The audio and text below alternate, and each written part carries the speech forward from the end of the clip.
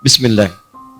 Assalamualaikum. Waalaikumsalam warahmatullahi wabarakatuh. Ustaz, iman saya turun naik.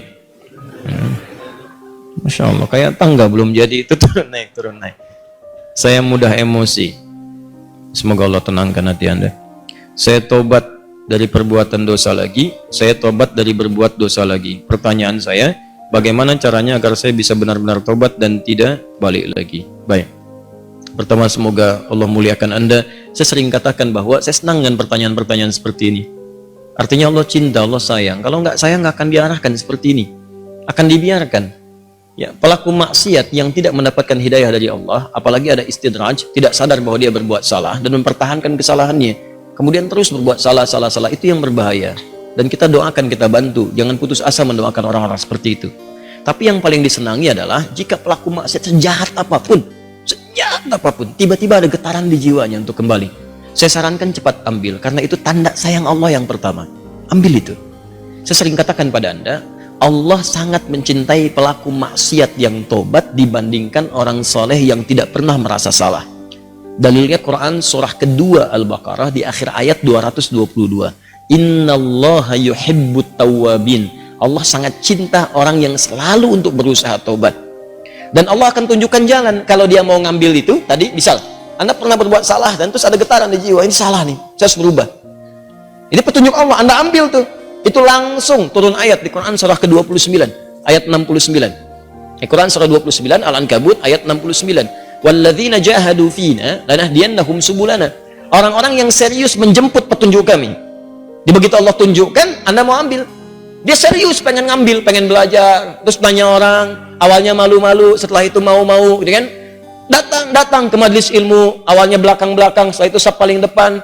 Ustadz belum datang, dia sudah datang duluan, bahkan dia siapkan macam-macam. Allahu Akbar. Itu lanahdiyannahum subulana. Kami akan tunjukkan jalan-jalan terbaik menuju kami. Macam-macam. Tiba-tiba Masya Allah bukan cuma di taklim aja. Ada yang dapat hadiah umrah, ada yang dapat jodoh, ada yang macam-macam. Diberikan pokoknya. Jadi yang pertama diberikan itu bukan dunia dulu, ketenangan hati dulu.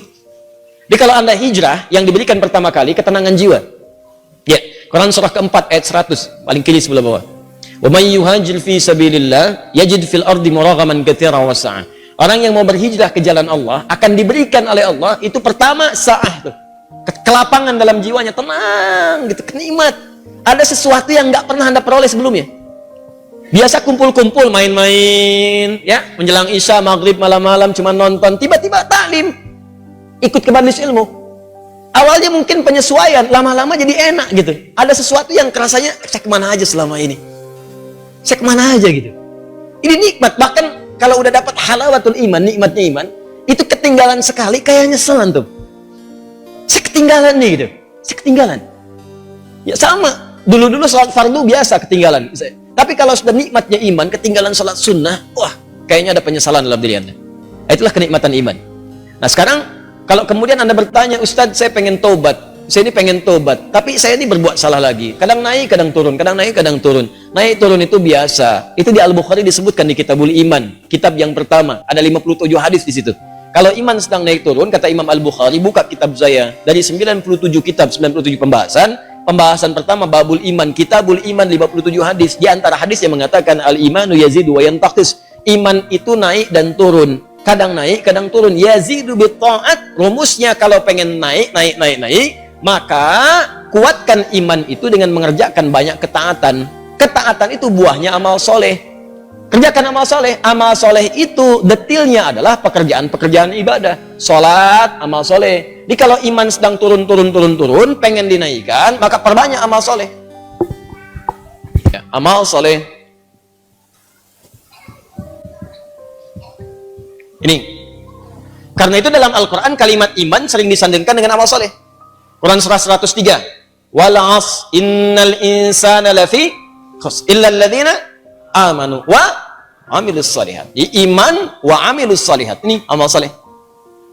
Detilnya amal soleh nampak pada ibadah. Makanya setelah kalimat iman kadang ada detilnya ibadah.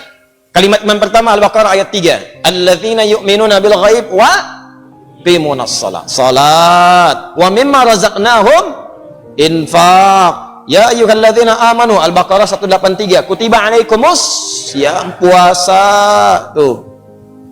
Ini. Jadi kalau iman merasa sedang lemah, sering terdorong berbuat yang kurang bagus, pengen dinaikin, maka rumus cepatnya adalah cepat buru amal-amal soleh. Paksakan. Paksakan untuk mengerjakan. Yang biasa fardu tambah sunnah. Rawatib dulu, latihan. Rawatib. Mutlak, malamnya coba tahajud, walaupun 2 rakaat dulu. Nanti kalau sudah terbiasa, kalau soleh itu sudah baik, rumuskan gini, hidup itu berpasangan.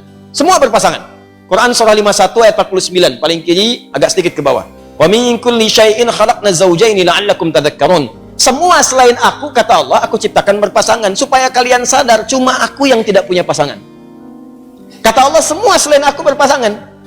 Yang hidup berpasangan. Ya, laki-laki lawannya perempuan, jantan hewan lawannya betina, putik tumbuhan Allah lawannya benang sari, siang lawannya malam, putih lawannya hitam. Sama persis, baik lawannya buruk. Saya ulang, baik lawannya buruk. Amal soleh lawannya amal salah. Jadi ada yang soleh, ini baik. Ada yang salah, nah ini buruk. Kalau orang sudah biasa baik, maka yang buruk akan tenggelam. Ya, waqul ja'al haqq wa zahaqal batil innal batila kana zahuqa. Quran surah 17 ayat 81. Paling kiri perkenahan. Ya, katakan kalau yang baik itu pasti muncul. Kalau sudah yang baiknya muncul, buruknya tenggelam. Sebaliknya, kalau buruknya dominan naik ke atas, baiknya tenggelam. Orang sering berkata-kata baik, maka mohon maaf, lisannya akan sulit berkata kotor. Silakan Anda cek, orang yang berkata-kata baik, mau berkata kotor tuh nggak bisa. Sama dengan orang terbiasa lisannya kotor, mau berkata baik nggak bisa. Preman dengan preman berpapasan, apa mungkin mengatakan, Assalamualaikum bro? Nggak ada. Memang apa kayak? Apain gitu? Kiai dengan kiai nggak mungkin berkata kotor. Ustadz dengan ustadz mustahil. Ahli taklim dengan ahli taklim. Assalamualaikum akhi. Waalaikumsalam akhi. Assalamualaikum ukhti. Waalaikumsalam. Jadi seperti itu. Jadi kalau Anda terbiasa berbuat baik, maka yang buruknya akan hilang. Maka rumusnya kata Nabi, tingkatkan kesolehan. Salat naikkan. Paksakan. Gini. Saya kasih doa ya, cepat ya, untuk menguatkan hati. Ini kalau Anda bisa kerjakan, sedang malas, bacakan dan kuatkan pada hati Anda. Kuatkan. Insya Allah nanti Allah turunkan kekuatan dan Anda bisa kemudian maksimalkan. Allahumma. Ikut aja. Allahumma paksain. Ya. Paksa. Udah. Ganti. Serius. Allahumma ajbirna.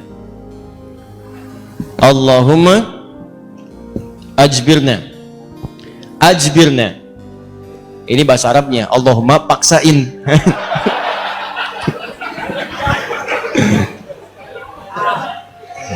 Ya? Paham? Ditingkatkan, naikin salat, mulai dari salat. Nah, kemudian ini penting, salat itu yang paling utama karena dalam salat itu banyak kalimat tobat. Antum baru takbir aja, habis takbir kan tobat. Coba lihat.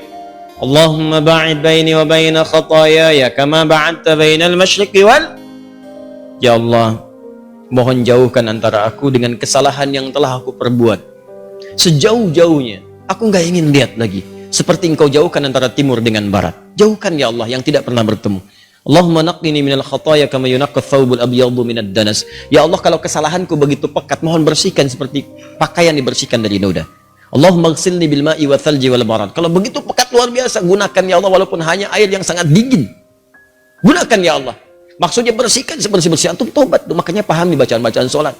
Sama dengan wajah alladzi fataras samawati wal arda hanifan musliman wa ana minal musyrikin. Inna salati wa nusuki wa mahyaya wa mamati lillahi rabbil la syarika lahu bidzalika umirtu wa ana minal muslimin atau wa ana awwalul muslimin. Ya Allah, aku pasrahkan diriku sepenuhnya pada saat ini kepada penguasa langit dan bumi. Kalau aku salat selama ini, atau aku ibadah ya Allah, atau aku hidup sampai dengan sekarang, atau engkau bahkan wafatkan aku dalam salat ini, engkau wafatkan aku dalam salat ini, aku ikhlas ya Allah, aku ikhlas. Berikan bimbingan kepadaku untuk meningkatkan ibadah. Dengan itu aku diperintahkan, jauhkan dari sifat musyrik. Mulai sekarang aku berjanji ya Allah, aku akan lebih patuh kepadamu. Mulai sekarang aku berjanji, aku akan lebih patuh kepadamu. Wa ana minal muslimin. Muslim itu kan patuh, tunduk, patuh. Jadi kalau Anda mengatakan kalimat itu habis sholat berbuat maksiat lagi, Anda berkhianat dengan kalimat Anda. Makanya sering katakan, pahami bacaan sholat, pahami. Anda akan mengerti betapa nikmatnya sholat ketika Anda memahami bacaan-bacaannya. Itu kalimat pertama. Kemudian di luar itu Anda beristighfar. Makanya habis sholat kan Anda berzikir. Quran surah keempat ayat 103. Paling kanan, agak sedikit ke atas.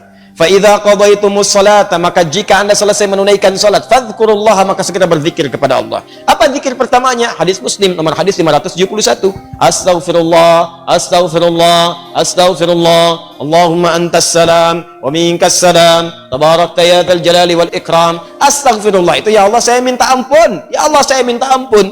Kalau dosa merasa banyak dalam salat bersujud, dalam ruku minta. Masih kurang, merasa banyak dosa, habis sholat minta, ya Allah ampuni saya, ya Allah ampuni, saya merasa dosa saya banyak, saya mengakui dosa saya banyak ya Allah, namun saya pun menyaksikan rahmatmu lebih luas dibandingkan dengan murkamu, maka mohon ya Allah ampuni dosa saya. Makanya saat diucapkan itu sambil ingat dosanya, bukan cuma di lisan, ingat dosa-dosa apa yang pernah dikerjakan, ingat. Itu yang dimaksudkan Quran surah keempat ayat 17-18. Innamat taubatu 'ala Allahi lilladzina ya'maluna su'an bijahalatin thumma yatubuna min qarib. Sungguh tobat yang diterima oleh Allah itu adalah orang yang pernah berbuat salah. Salah itu bawaan manusia. Jadi kalau Anda nggak pernah salah, apa patut ditanya, Anda itu manusia apa malaikat? Cuma malaikat yang nggak pernah salah. Quran surat 66 ayat ke-6 paling kiri sebelah atas. La ya'sunallaha ma amarahum wa yaf'aluna ma yu'marun. Malaikat nggak pernah salah, nggak pernah bermaksiat, mengerjakan tugas sesuai tupoksinya. Nggak pernah bermaksiat. Apa pernah Anda dengar malaikat Jibril korupsi ayat? Nggak ada. Apa pernah malaikat sering tukeran tugas? Gak ada. Jibril, sini. Kenapa? Saya jengkel banget sama orang itu. Ente yang cabut nyawanya deh. Kata malaikat maut, gak ada. Semua sama sesuai tugasnya masing-masing. Jadi kalau Anda mengharapkan kesempurnaan dari seseorang, percuma. Karena Anda manusia. Sama persis dengan pasangan hidup. Kalau Anda mengharapkan suami Anda sempurna, Bu, ibu salah nikah. Harusnya ibu cari malaikat. Cuma malaikat gak punya nafsu. Jadi kalau ada suami salah, wajar namanya manusia, jangan diekspos kesalahannya. Demikian juga istri kalau keliru, wajar namanya perempuan manusia. Kecuali malaikat. Papa kenapa sih gak pernah mengertiin aku? Mama, papa ini manusia, bukan malaikat. Mama juga bukan setan kan? Kalau setan sebaliknya, selalu kenal salah, nggak kenal benar. Dan setan nggak mau tobat. Manusia pertengahan, salah dan tobat. Setan salah, nggak mau tobat. Jadi kalau ada manusia mengatakan dirinya manusia salah, nggak mau tobat, patut ditanya dia manusia atau itu. Paham ya? Tobat itu terus. Makanya disebut tawab. Tawab itu nggak berhenti. Jadi kalau sekarang belum kerasa perubahan dia, terus tobat, jangan berhenti. Terus tobat. Bisa sekarang tobat nih, masih berulang, tobat lagi, terus jangan berhenti sampai Anda merasakan bahwa perbuatan itu buruk dan membencinya. Terus jangan berhenti, jangan terus tobat, nangis. Hari ini nangis, nggak bisa, besok nangis. Nggak bisa, besok nangis. Nggak bisa lagi, tangisi diri Anda yang belum bisa menangis. Terus. Dan kalaupun Anda wafat, Anda sedang dihitung wafat dalam keadaan berusaha tobat. Itu poinnya. Bukankah ada orang membunuh 100 orang dan dia berusaha tobat? Dia berusaha tobat, datang ke majelis ilmu, berusaha di jalan wafat. Dihitung oleh Allah. Padahal belum tahu dia diterima atau enggak tobatnya. Belum tahu dia. Cuman dia berusaha di jalan mewujudkan tobatnya. Bunuh orang, Anda bayangkan. Maksiat itu udah hatam. Udah lewat bahkan. Ya. Dia kerjakan, tapi dia mau tobat. Dia terima getaran jiwanya. Datang, istighfar. Di jalan meninggal. Diterima tobatnya. Dan kita tidak tahu pelaku maksiat mana yang saat wafat dalam keadaan tobat. Ya, makanya ayo biasakan tobat. Istighfar. Nabi aja biasa istighfar. Nanti kalau sudah enak ada kelapangan, setelah itu baru diberikan anugerah-anugerah dunia yang dirasakan hilang itu. Awal-awal tuh begitu Pak, kadang pengen tobat, saya pengen tobat ya Allah ke masjid, sholat 2 rakaat tahiyatul masjid, pulang sepatu hilang. Ya. Kadang-kadang begitu, karena Allah kalau sudah senang dengan seorang hamba, yang kurang baik dibuang-buang, buang, nanti didatangkan lagi yang baik, kalau Anda sabar. Ya, kan pernah ada seorang, ini kisahnya seorang pemuda tobat, terus diarahkan pada seorang syekh. Begitu diarahkan di syekh itu, kata syekh ini benar kamu mau tobat. Kalau mau tinggal dengan saya terbatas. Yang ada cuma kurma, minum air putih. Nggak apa-apa syekh, saya mau tobat. Tinggal di situ. Sehari, 2 hari, 3 hari. Begitu 3 hari setan datang. Kadang-kadang setan itu datangnya kepada orang tobat gak seketika. Nanti beberapa waktu diarahkan kepada maksiat. Jadi kisah nyata, setan membisikkan kepada dirinya, guru kamu ini, syekh kamu, ini sabar banget makan cuma kurma, air putih. Kamu sudah mulai kuat. coba berbakti kepada gurumu, carikan makanan. Bagus awalnya. Keluar dia, carikan makanan. Begitu keluar, nyari-nyari nggak dapat, lompat tetangga, bakat malingnya dipakai lagi. Naik bakat pencurinya. Nggak dapat, lewat lagi, begitu rumah kedua, belum manjat, sudah mencium bau enak, bau makanan. Manjat dia ke atas tembok, begitu manjat, lihat ada tungku, ya. Di situnya di atasnya kemudian ada satu panci, ya. Kemudian dia ke situ, begitu dibuka, Allahu Akbar, 3 terong, enak banget kayaknya, baunya, yang sudah matang. Ya, dibisikkan ke telinganya, coba dulu aja, kalau enak, ambil. Berikan kepada gurumu. Syekhmu kan orang terkenal di sini. Kalau cuma ngambil dikasih tahu buat gurumu, pasti orang paham. Tuh, kadang-kadang begitu tuh. Mangga itu ambil aja kalau ditanya buat Ustaz Hadi. Awas suami-suami itu. Papa lagi di mana? Sama Ustaz Adi. Nah, hati-hati itu. Kalimat-kalimat padahal enggak misalnya kan? Baik. Nah, begitu proposalnya tuh. Akhirnya dia coba dikunyah. Begitu dikunyah kemudian, nah karena dia sudah tobat, itu ada petunjuk di hatinya. Jadi kalau orang sudah bersih itu kemudian berbuat maksiat, nanti ada yang namanya burhan mirabbi. Ya, petunjuk Allah seperti Nabi Yusuf menerima burhan. Ini salah. Ya, cahaya kebaikan yang diberikan oleh Allah kepada seseorang yang tergerak berbuat maksiat. Di hatinya mengatakan jangan lakukan itu salah. Nah, dia begitu, jangan lakukan itu keliru, itu salah. Begitu mendengar suara tadi dia muntahkan. Ini kisahnya tadi, muntahkan seketika. Dan dia lari. Dan dia ingin ceritakan kepada gurunya bahwa dia telah berbuat salah. Dia pengen dituntun, salah saya pengen tobat. Balik lagi. Begitu balik lagi ke tempat gurunya, qadar Allah, begitu pulang ke masjid gurunya, ternyata gurunya sedang berhadapan dengan seorang perempuan. Di luarnya ada bapaknya nunggu, seorang laki-laki tua. Begitu sedang berhadapan, lihat anak muda tadi dipanggil, ya bunaya ta'ala, anak sini, sini. Ya, begitu datang, diceritakan sama gurunya, ini ada seorang perempuan datang pada saya, dia baru ditinggal wafat oleh suaminya, selesai masa iddahnya, dia datang pada saya untuk dicarikan jodoh. Saya tawarkan pada kamu, maukah engkau menjadi jodohnya? Nah, kalau anda dalam situasi seperti itu tuh, udah datang mau taubat, masuk masjid ada durian tuh kan? Wah, perempuannya cantik, tinggal wafat kemudian oleh suaminya, belum ada keturunan dan seterusnya, baru aja menikah, selesai masa iddah, ditawarkan pada anda, mau nggak? Nah, lalu laki-laki ini berkata, guru, saya khawatir tidak bisa memberikan apa yang butuhkan, saya saja kesini numpang. Apa jawab gurunya? Kamu nggak usah khawatir, dia diwarisi harta yang sangat banyak, dia kesini hanya mencari pria soleh yang ingin jadi suami yang mampu membimbing dia ke surga. Kira-kira kalau ada jawaban seperti itu, apakah anda bersedia atau tidak menolak sama sekali? Oh, baik, maka sama seperti anda, diterimalah kemudian lamaran itu. Ternyata bapak tua tadi yang di luar, bapak si perempuan tadi, dibawa ke dalam, kemudian diakadkan. Setelah selesai pulanglah ke rumah. Kisah belum berhenti. Begitu keluar rumah, digandeng erat tangannya tuh, jalan lewat ke rumah tadi yang naik pagar itu. Ya, dia udah dagdikduk tidak karuan, dagdikduk rumahnya ini bukan, dan alhamdulillah ternyata bukan, lewat. Begitu di rumah yang terong tadi, dia percepat jalannya. Begitu dipercepat, maka terasalah kemudian ada rem di tangannya dari istrinya tadi. Dipegang tangannya, zauji, ada apa itu nak? Sayang, ini rumah kita katanya. Rumah terong tadi.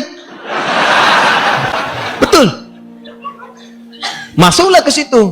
Waduh, celaka saya katanya kan. Begitu masuk ke situ, bertanya, polos kayak nanya, zauji, hal anta ja'i? Sayang, kamu lapar? Jujur dia, nah, saya lapar. Saya 3 hari makan cuman kurma, minum air putih gini. Alhamdulillah. Baik, tunggu sebentar. Begitu ke dapur dia lihat, wah, terongnya kan bermasalah tuh. Pancinya kebuka, dia rupanya dia menyiapkan terong itu untuk suami barunya. Begitu dilihat terong yang bermasalah, dia teriak, siapa yang makan terong saya katanya. Tahan. Kalau situasi itu terjadi, bagaimana respon Anda?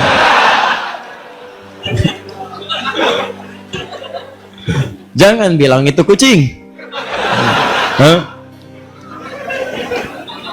Nah, lalu tiba kemudian tergeraklah hatinya datang. Perhatikan kalau rumah tangga seperti ini, nikmat kehidupan dunia tuh.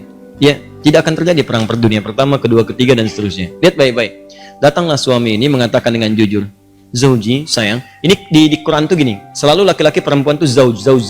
Kecuali dalam masalah nanti warisan menggunakan zaujah untuk menunjuk kepada gender perbedaan hak waris. Zauji, sayang.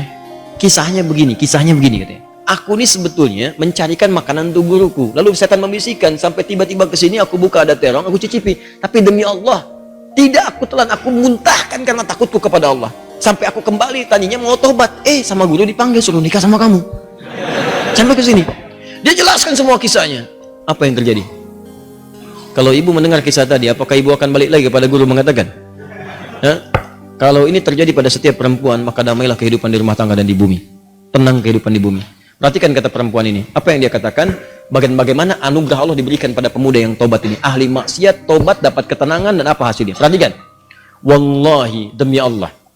Secuil terong yang engkau muntahkan karena Allah itu, maka Allah ganti dengan seluruh terongnya, panci tempat terongnya, rumah tempat terongnya, plus pemilik terongnya.